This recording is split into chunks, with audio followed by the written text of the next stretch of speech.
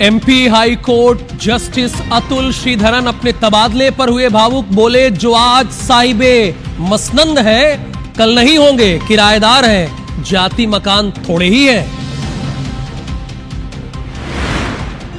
ग्वालियर में गालीबाजों पर पुलिस का एक्शन। मुख्य आरोपी रिंकू कमरिया का पुलिस ने निकाला जुलूस। 5 लाख रुपए को लेकर विवाद में की थी फायरिंग। दमोह में 2 छात्रों की पानी पीने से बिगड़ी तबीयत। दोनों छात्राओं की हालत गंभीर, इलाज जारी। कलेक्टर ने कहा है जांच कीजिए। धार कलेक्टर ऑफिस में बड़ा हादसा। एंट्री गेट गिरने से एक की मौत। अचानक टूटकर गिरा भारी भरकम गेट।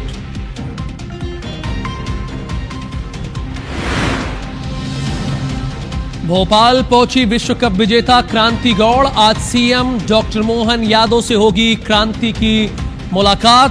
सीएम करेंगे सम्मान।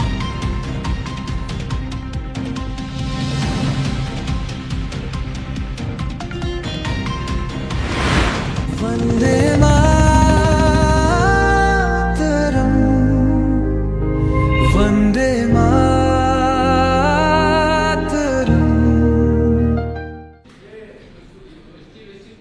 नमस्कार, आप सभी दर्शकों का बहुत स्वागत है। आज वंदे मातरम यानी हमारे राष्ट्रीय गीत के 150 साल पूरे हो गए। ये सिर्फ राष्ट्रीय गीत भरी नहीं है, ये हमारी राष्ट्र की आत्मा है। मेरा नाम राहुल सौमित्र है और सबसे पहले सितार वादक मुस्कान धोपे की आवाज में आपको वंदे मातरम की धुन सुनाता हूं।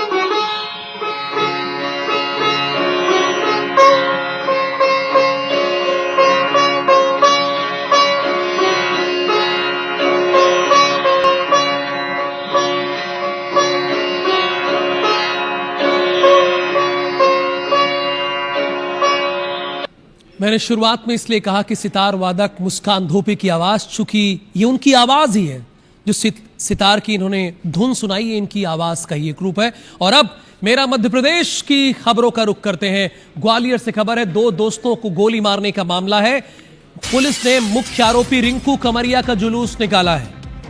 रिंकू कमरिया, ये 2 दोस्तों को गोली मारने के मामले में अपडेट मैं आपको बता रहा हूं। आरोपी ने 2 दोस्तों को घर 2 समुदायों के बीच पथराव के मामले में अपडेट यह है कि मौके पर फिर विवाद हुआ है। बड़ी संख्या में पीड़ित परिवार को धमकाने के लिए बदमाश पहुंचा है। पुलिस अधिकारी भी खुद पहुंचे हैं बल के साथ। तनाव के चलते मौके पर पुलिस तैनात कर दिया गया है। ये भोपाल के बैरागढ़ का माहौल है जो तनावपूर्ण है। यहां 30 से ज्यादा मुस्लिम युवकों ने हिंदू परिवार के घर पर पथराव किया। घटना का सीसीटीवी फुटेज सामने आया। पथराव करने वाले युवकों पर हिंदू परिवार को टारगेट करने का आरोप है। पीड़ित परिवार का कहना है कि उन्हें युवकों से जान से मारने की धमकी दी जा रही है। वहीं इस पूरी घटना का असर इलाके में देखने को मिला है, जहां घटना के बाद कई दुकानों के शटर बंद हैं।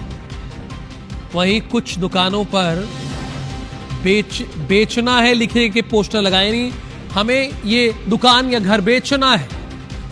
मौके का जायजा लिया है हमारी संवाददाता हरप्रीत कौर रीन ने।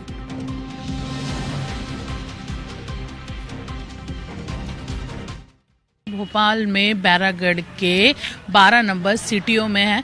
यहाँ पर हिंदू परिवार रहते हैं, मुस्लिम परिवार रहते हैं, लेकिन अब हिंदू परिवार जो यहाँ रहते हैं वो पिछले कुछ दिनों से खासे परेशान हैं। 2 दिन पहले जमकर उनके घर पर पथराव किया गया और अब उनका आरोप है कि उन्हें यहाँ से पलायन करने के लिए मजबूर किया जा रहा है। ये वही घर है जहां पर 2 दिन पहले जमकर पथराव किया।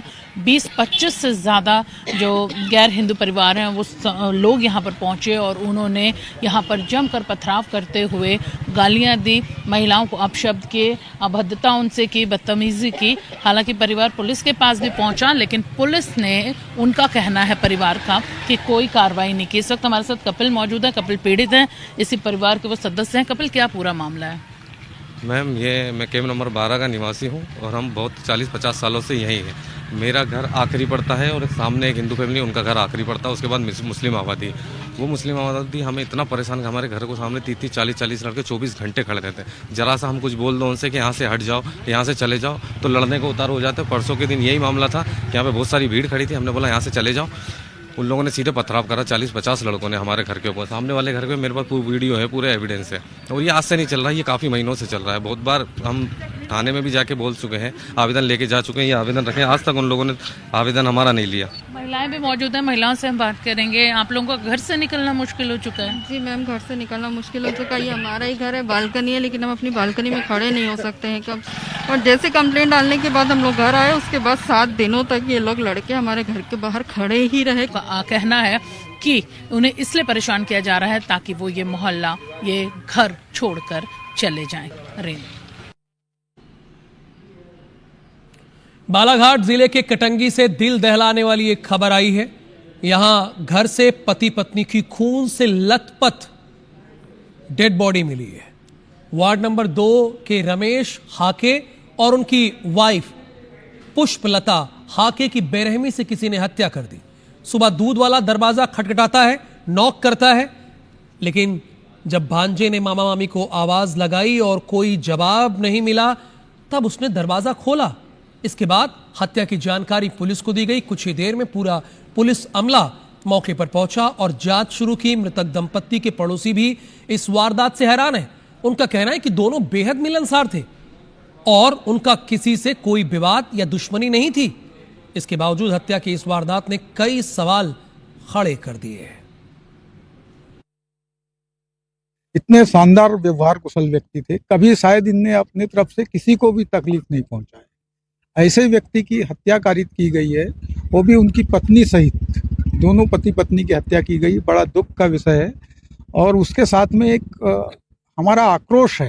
हमारे को तो यहाँ लगता है कि इस परिवार से किसी की दुश्मनी नहीं है, बड़े सज्जन प्रवृत्ति के आदमी। घर में जाने की इच्छा नहीं हो रही आज कि हम ऐसे माहौल देख के हमको बहुत डर लग रहा है। क्या मालूम हमारे साथ भी घटना घट जाए ऐसी। यहाँ पर मर्डर कर दिया गया, जो मोस्टली हम जब स्पॉट पे पहुंचे तो हमें पता चला दंपत्ति है। बॉडी हमको थोड़ा मतलब डिस्प्यूटेड हालत में हमको मिली।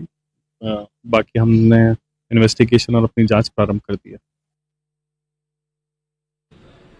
ग्वालियर में सल्फास कांड के बाद प्रशासन जागा है और 31 अधिकारियों की टीम का गठन किया गया है। 31 अधिकारियों की टीम का गठन, जो सल्फास की खरीदी, बिक्री और भंडारण करने वालों पर कार्रवाई करेगी। आरोपी मकान मालिक को भी गिरफ्तार किया गया है। बीते दिनों सल्फास से नकली जहरीली गैस से 2 मासूम बच्चों की डेथ हो गई थी। बता दें कि सल्फास केमिकल की खरीदी बिक्री बैन है, बावजूद उसके आरोपी ने सल्फास की गोलियां गेहूं की बोरिये में डाली थी।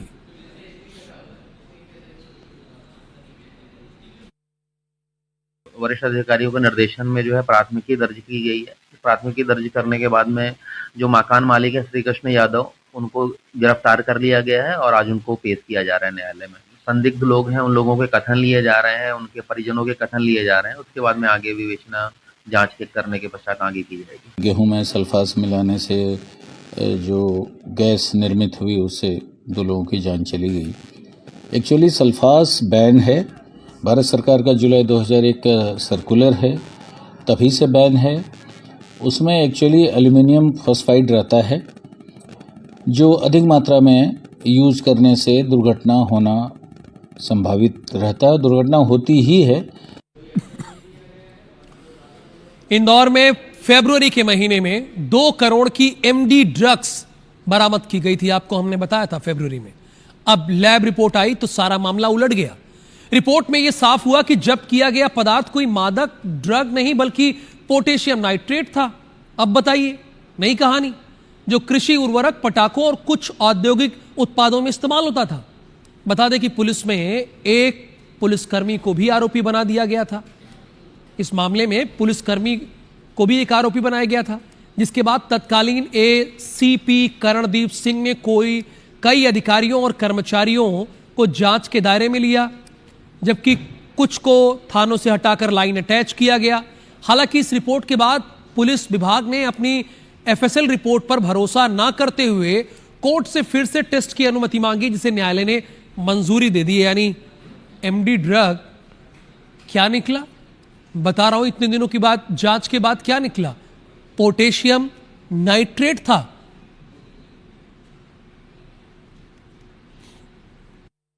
चूंकि एमडीएमए जो है मेथिलीन डाइऑक्सी मेथाम्फेटामाइन, ये एक सिंथेटिक ड्रग है जो कि प्रोसेस के बाद ये बनता है। ये सिंथेटिक साइकोएक्टिव ड्रग है, तो इसमें कहीं ना कहीं जो इंटरमीडिएट मॉलिक्यूल है और कोई प्रिकर्सर हो सकता है इसमें आया हो। तो अभी इसको रीटेस्टिंग के लिए माननीय न्यायालय से को आवेदन दिया गया था, निवेदन किया गया था, जिसमें कि रीटेस्टिंग के लिए यस हो गया है और रीटेस्टिंग के लिए इसको centre forensic science laboratory Hyderabad भेजा जा रहा है। मध्य प्रदेश के कई शहरों की पहचान इन दिनों खराब सड़क और उनके गड्ढों के नाम से होने लगी है। इंदौर और ग्वालियर से खराब सड़क को लेकर 2 तस्वीरें सामने आई हैं, जिसके बाद प्रशासन एक्शन मोड में है। पहली तस्वीर ग्वालियर से है, जहां मुरार के साईं नगर कॉलोनी की नई सड़क 2 दिन में उखड़ने लगी। इसके बाद स्थानीय लोगों ने निगम कमिश्नर से शिकायत करके नाराजगी जाहिर की। घटना के बाद निगम आयुक्त संघप्रिय ने गारंटी पीरियड की सड़कों को 15 दिन में भरने के आदेश दिए। साथ ही 15 दिन के अंदर अगर सड़क नहीं भरी जाती तो यहां एफआईआर के आदेश जारी किए गए हैं। वहीं दूसरी तस्वीर इंदौर से है, जहां शहर की जर्जर सड़कों और अधूरे कामों को लेकर महापौर पुष्यमित्र भार्गव एक्शन मोड में नजर आ रहे हैं। महापौर देर रात और सुबह सड़कों के पैच वर्क और काम को लेकर दौरा करके अधिकारियों को फटकार लगाई।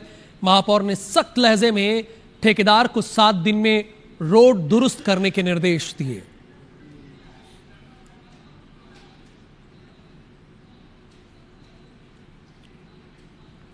दिल्ली से वृंदावन तक बागेश्वर धाम के प्रमुख पंडित धीरेन्द्र शास्त्री शुक्रवार से निकल रहे हैं एक ऐसी पदयात्रा पर जो हिंदू समाज में एकता का नया संदेश लेकर चलने वाली है।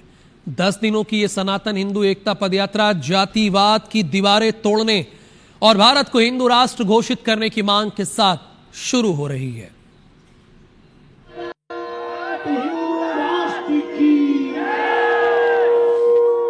हम भगवान ध्वज लहराएंगे, हम हिंदू राष्ट्र के साथ संपन्न होगी।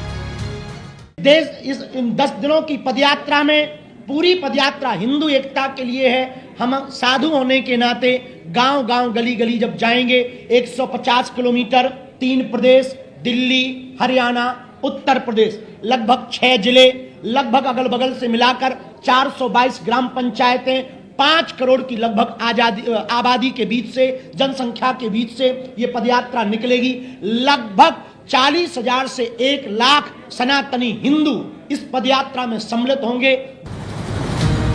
ये यात्रा जाति वर्ण की दीवारें तोड़ने और भारत को हिंदू राष्ट्र घोषित करने की मांग के साथ शुरू हो रही है। इस यात्रा के संकल्पों की बात करें, पहला संकल्प मां यमुना शुद्धिकरण हो, दूसरा भारत हिंदू राष्ट्र घोषित हो, तीसरा गौ माता राष्ट्र माता घोषित हो, चौथा भव्य श्री कृष्ण जन्मभूमि मंदिर हो, पांचवा ब्रज परिसर को पुराना स्वरूप प्राप्त हो, छठा अवैध धर्मांतरण और लव जिहाद बंद हो, सातवां सामाजिक समरसता हो। हमारा उद्देश्य एकमात्र है कि इस देश में हिंदू एकता हो, सनातन एकता हो। हम मुसलमानों के खिलाफ नहीं, हिंदुओं के पक्ष में पदयात्रा कर रहे हैं। यात्रा से एक दिन पहले धीरेन्द्र शास्त्री का कहना है कि ये यात्रा जातियां मिटाने नहीं, जातिवाद मिटाने के लिए है।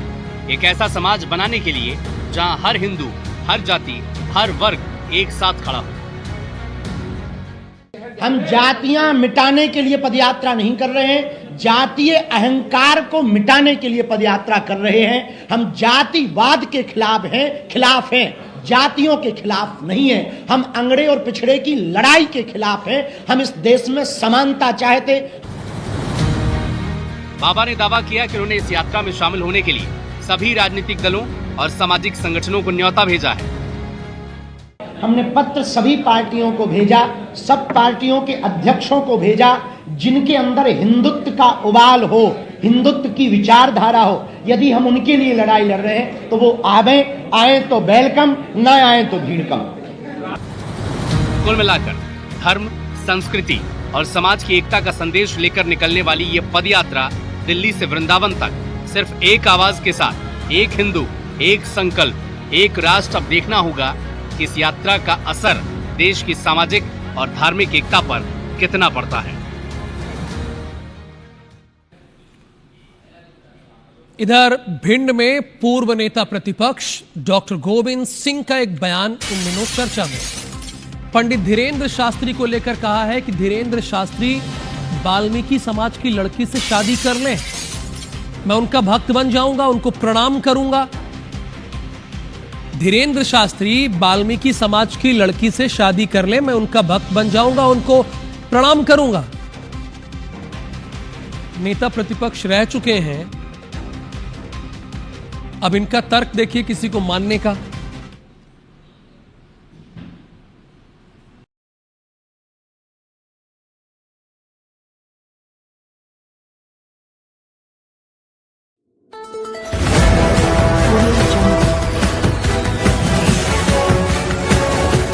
MP लाइव टीवी आपको रखे अपडेट, सच जो हम आपको बताएंगे। ऐसी ही तमाम खबरों से अपडेट रहने के लिए MP live TV news channel को सब्सक्राइब करना ना भूले।